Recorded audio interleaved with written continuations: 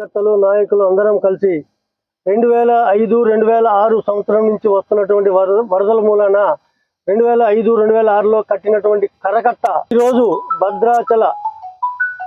భద్రాచలంలో నివసిస్తున్నటువంటి ప్రజలందరికీ కూడా ఇదో శ్రీరామ రక్షగా మారింది.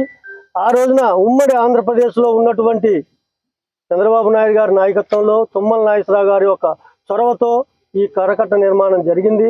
ఈరోజు ఈ విధంగా ఉన్నామనంటే ఒక తెలుగుదేశం పార్టీ చేసినటువంటి ఘనత మేము చెప్పుకొని చాలా గర్వపడుతున్నాం.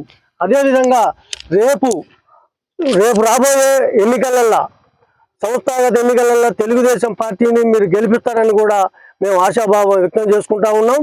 అదేవిధంగా రామాలయ అభివృద్ధి కానీ సెంట్రల్ లైటింగ్ కానీ భద్రాచలానికి సమర్పణ చేసిన ఉమ్మడి రాష్ట్రం ఆంధ్రప్రదేశ్ రాష్ట్రంలో ఉన్నప్పుడు చంద్రబాబు నాయుడు గారు చేసిన ఘనతే ఈ రోజుకి ఆ విధంగానే ఉన్నది అని చెప్పుకోవడానికి మేము సగర్వంగా తెలుగుదేశం పార్టీల కింద కార్యకర్తల కింద సగర్వంగా చెప్పుకుంటున్నాం. ప్రజలందరికీ కూడా విన్నవించుకుంటున్నాం.